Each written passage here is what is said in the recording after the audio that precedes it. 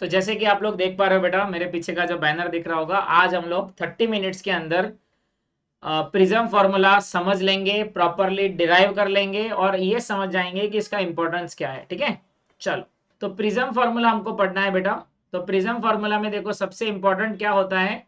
तो prism formula को समझने के लिए हमको समझना ये पड़ेगा कि प्रिज्म क्या करता है। सो प्रिज्म बेसिकली करता है डिस्पर्जन ऑफ लाइट। एक व्हाइट लाइट रे को 7 डिफरेंट कलर्स में वो डिवाइड कर देता है। So we call it as a prism. Formula is a one kind of a prism is one kind of a device which convert white light ray into 7 different color. ठीक है, तो हम लोग ये किस मैथमेटिकल कैलकुलेशन से काम करता है ये फॉर्मूला हम लोग डिराइव करेंगे। बहुत ही इंपॉर्टेंट है आपको 11th स्टैंडर्ड के लिए as well as in 12th standard. चलो, उसके लिए हमको एक पहले प्रिज्म लेना पड़ेगा। जैसे कि आप देख पा रहे हो, मैंने एक प्रिज्म ले लिया है। प्रिज्म का ये हो गया है एंगल। अगर हम लोग चाहेंगे तो इसको बोल सकते हैं this is angle of prism. मैं इसको ए बोल सकता हूँ बेटा। ठीक है, इसको नाम दे देते हैं, एक एबीसी हमारे पास प्रिज्म है। तो we have a ABC as a prism. चलो, ये हमारे लिए बेटा ये है white light ray. White light ray है हमारे लिए। नाउ ये व्हाइट लाइट रे जैसे ही प्रिज्म में एंटर कर जाएगा, जैसे ही वो प्रिज्म में एंटर करेगा, ये जो साइड है प्रिज्म का वो उसको रिफ्रैक्ट करना स्टार्ट करेगा। मतलब यहाँ पर रिफ्रैक्शन ऑफ लाइट हो जाएगा। तो ये रिफ्रैक्ट हो गया। अगेन ये जो एसी सेगमेंट वाला जो साइड होगा प्रिज्म का बेटा, वो अगेन उसको रिफ्रैक्ट करेगा और आपका जो रे है बेटा वो एमर्ज आउट हो जाएगा विद 7 डिफरेंट कलर्स। यहाँ पर अलग अलग कलर्स प्रोड्यूस होने वाले हैं। अब टेक्निकली बात करेंगे यहाँ पर, तो ये जो रे था बेटा उसको जाना था इधर। Okay, the ray must go in this direction, but because of the obstacle, or we can say that the presence of a glass or a segment AB of a prism, वो रे बैंड हो गया। Okay, और वो diverge हो गया ये direction की तरफ। ठीक है, तो हम लोग इसको नाम दे देते हैं। तो ये हमारे लिए है Q और ये हमारे लिए है बेटा R। ठीक है, ये R है। अब ये वाला भी रे जो है बेटा वो एक्चुअली देखने जाएंगे तो ये टेक्निकली यहां से इमर्ज होता हुआ दिख रहा है, क्योंकि आ रहा तो रे ऐसा है हमारे लिए। ओके, तो ये जो एंगल बना हुआ है बेटा, इस एंगल को हम लोग बोलेंगे एंगल ऑफ डेविएशन, डेल्टा। इस एंगल को हम लोग बोलेंगे एंगल ऑफ डेविएशन। चलो, विथ रिस्पेक्ट टू नॉर्मल बना लेते हैं। यहां पर एक नॉर्मल है और यहां पर भी एक नॉर्मल है। तो this is as according to a textual diagram.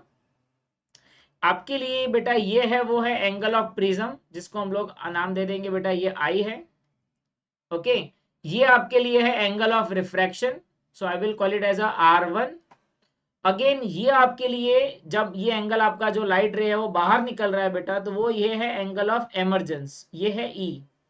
तो ये हो जाएगा उसके ऑपोजिट वाला हो जाएगा, वो हो जाएगा R2।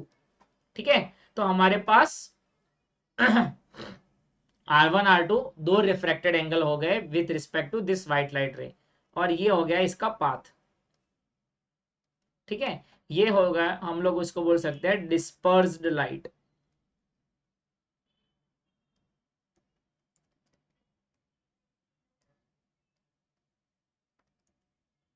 चल, तो इसका मैथमेटिकल कैलकुलेशन है वो देख लेते हैं, क्योंकि ये सबसे इंपॉर्टेंट है और टेक्स्ट बुक में पूरा डिटेल में नहीं दिया हुआ है।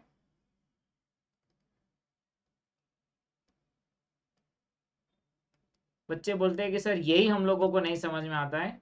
तो उसी के लिए तो बेटा हम लोग आज ये सेशन ले रहे हैं, जिसमें 30 मिनट्स का चैलेंज लिया है कि मैं 30 मिनट्स में आप लोगों को ये करवा दूंगा कि प्रिज्म फॉर्मूला आपको बाय हार्ट हो जाएगा। देखो कैसे, थोड़ा सा ज्योमेट्री का भी यूज होने वाला है यहाँ पर। चलो, हम लोग देख पा रहे हैं बेटा, अगर इसको मैं नाम दे देता हूं तो ये टेक्स्ट बुक के हिसाब से आपके लिए P है, ये Q है, ये R है और ये आपके लिए S है। ठीक है, PQRS हो गया। ठीक है, अब समझ लो ये जो पॉइंट ऑफ इंटरसेक्शन है बेटा वो है X। ठीक है, ये जो पॉइंट ऑफ इंटरसेक्शन है वो हो गया आपके लिए N, ये आपके लिए है वो M। तो MN एक नॉर्मल है और एक M-N एक नॉर्मल है। तो यहाँ पर कुछ टेक्निकल चीजें समझ लेते हैं। PQ क्या है, वो आपके लिए इंसिडेंट रे है।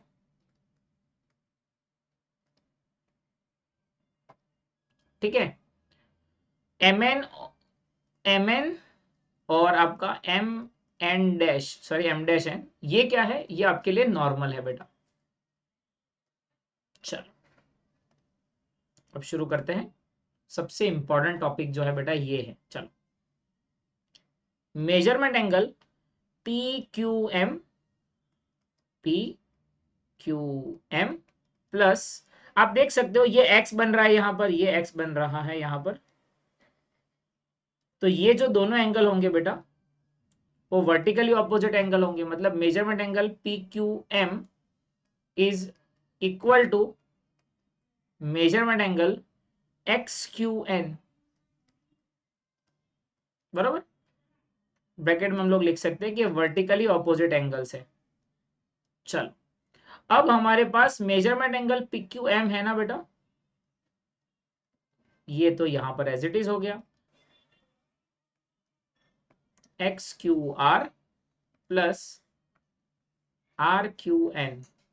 अब ये हमारे लिए आई है बेटा, एक्स क्यू आर और आर क्यू एन। आप ध्यान से देखो, R Q N that is equal to R one,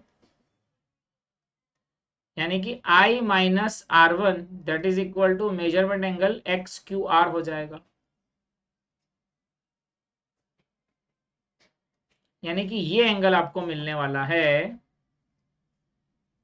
this angle is I minus R one, जैसे कि आपको ये मिला हुआ है एक्स क्यू आर मिला है। Now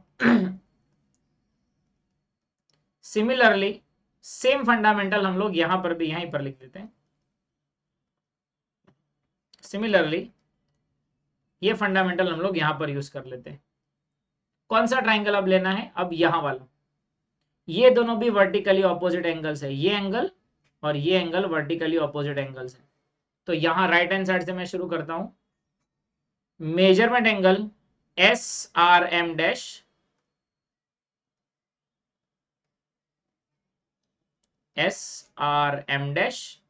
plus that is equals to, I can say, NRQ plus measurement angle QRX। Bracket में आप लिख सकते हो वर्टिकली ऑपोजिट एंगल्स है। अब SRM डैश है वो E है, NRQ हमारे लिए R2 है और ये QRX हमको ढूंढना है। सो हमको यहाँ पर मेजरमेंट एंगल QRX जो है बेटा वो मिल जाएगा E माइनस R2। तो ये हमको मिल गया है बेटा, ये वाला जो एंगल मिल गया है वो मिल गया है E माइनस R2। तो ये सिंपल है। तो पहले हम लोग ने वर्टिकली ऑपोजिट एंगल अप्लाई करना है और ये दो डेरिवेशन डिराइव करना है। मैं इसको इक्वेशन नंबर 1 दे दूंगा, ये इक्वेशन नंबर 2 दे दूंगा। अब आपके पास अगर आपने ध्यान से देखा होगा तो फिगर कुछ ऐसा बन रहा है,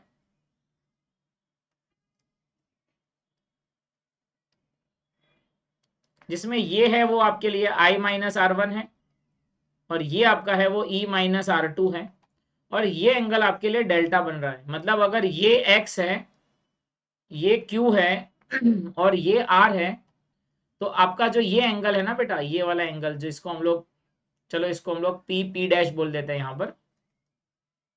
तो ये वाला जो आपका एंगल बन रहा है बेटा वो एक्सटीरियर एंगल बन रहा है। So I can say that by remote interior angle theorem. ठीक है, ये कितना हो जाएगा, ये दोनों एंगल का टोटल ये एंगल जितना होगा, यानी कि डेल्टा इज इक्वल टू हो जाएगा I minus R1 plus E minus R2। So delta is equal to, plus वाला साथ में लिख लेते हैं, I plus E minus R1 plus R2।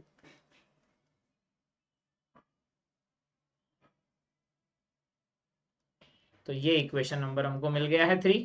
तो इक्वेशन 1 ढूंढ लिया, इक्वेशन 2 ढूंढ लिया, इक्वेशन 3 ढूंढ लिया। ठीक है, अब हम लोग ये सेम प्रोसीजर को नेक्स्ट पेज पे ले जाते हैं। अब हमारे पास तो एक प्रिज्म था बेटा, जैसे कि आप लोगों ने देखा होगा यहाँ पर ये एंगल है हमारे लिए प्रिज्म का, वो है ए, जैसे कि आप देख पा रहे हो यहाँ पर ये था BC। अब सबसे इंपॉर्टेंट ये है कि हमारे पास यहाँ पर M एन और यहां से एम डैश, ऐसा था हमारे पास। ये वाला फिगर पीछे ऑलरेडी है। तो अगर ये हमारे लिए Q है, ये हमारे लिए R है, सो इन क्वाड्रिलेटरल AQNR, जैसे कि आप देख पा रहे हो यहां पर AQ,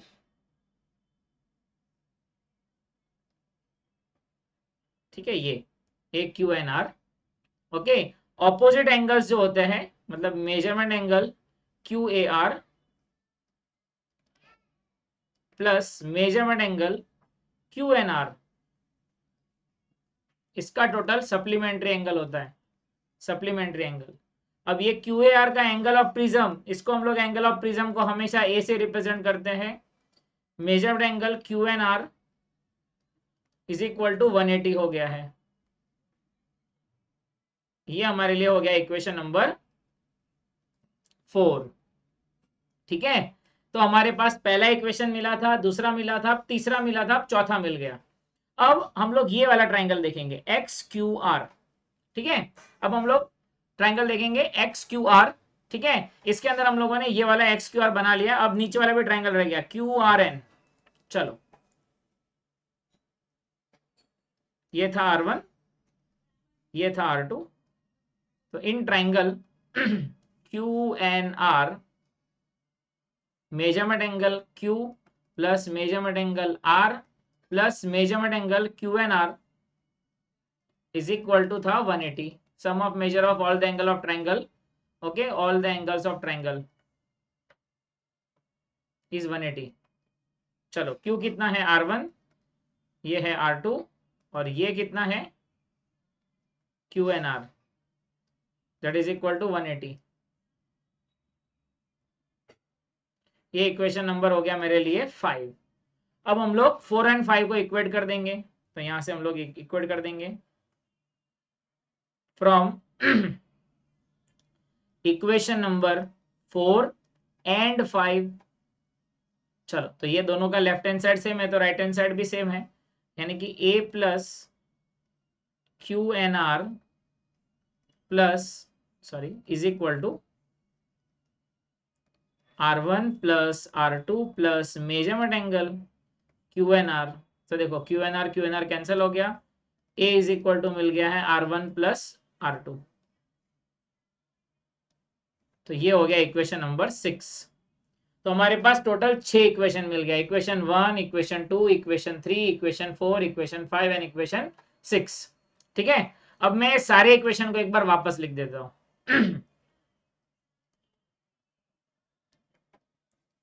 पहला मुझे इक्वेशन क्या मिला था, फर्स्ट इक्वेशन था ये मेरे पास, ये I minus R1 E minus R2। तो मेरे लिए इंपॉर्टेंट था इक्वेशन नंबर 3, तो मैं इसको लिख देता हूं, delta is equals to I plus E minus R1 plus R2, ये इक्वेशन था। एंड ऑल्सो अभी अभी ताजा ताजा हम लोगों ने ढूंढ लिया कि A इज इक्वल टू कितना मिला है, R1 प्लस R2,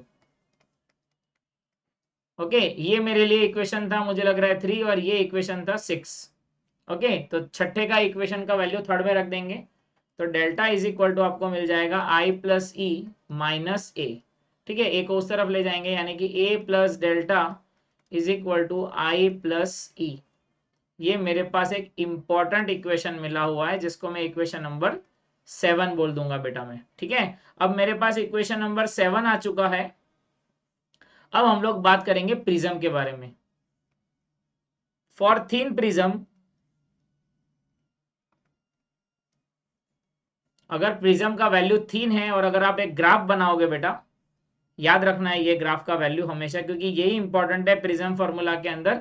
अगर आपके पास एक ऐसा प्रिज्म है जो बहुत ही छोटा है, एक्सट्रीमली स्मॉल प्रिज्म है, तो अगर हम लोग एंगल ऑफ डेविएशन यानी कि डेल्टा वर्सेस आई का अगर ग्राफ बनाते हैं, तो जैसे जैसे आई बढ़ेगा आपका डेल्टा जो है बेटा वो पहले तो डिक्रीज होता है, लेकिन एक सर्टेन पॉइंट के बाद ये जो वैल्यू है ना वो अचानक इंक्रीज होने लगता है।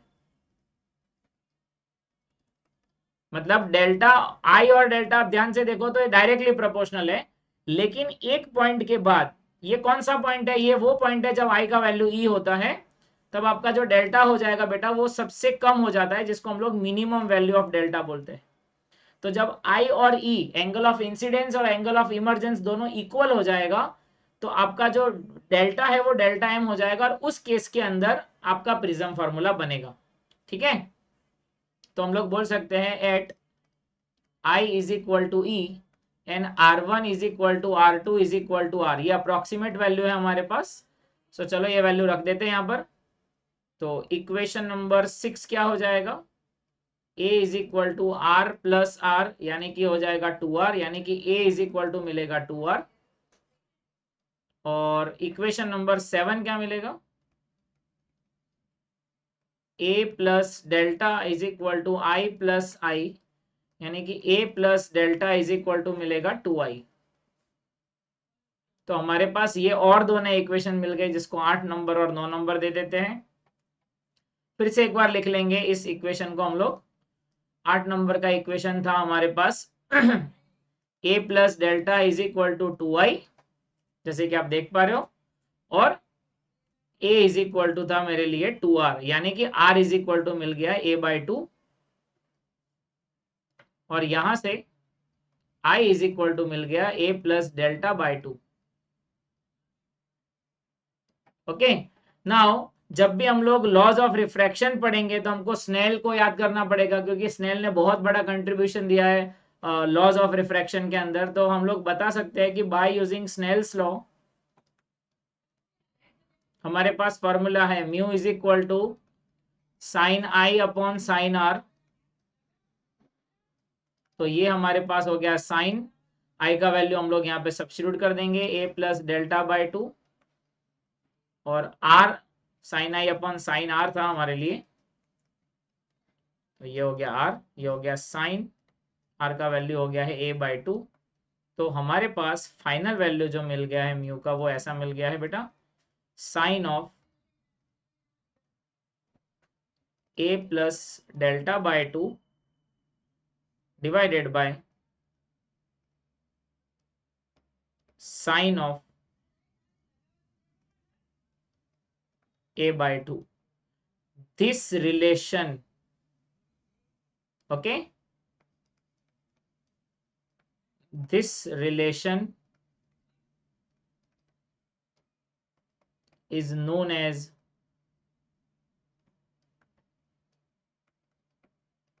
Prism formula.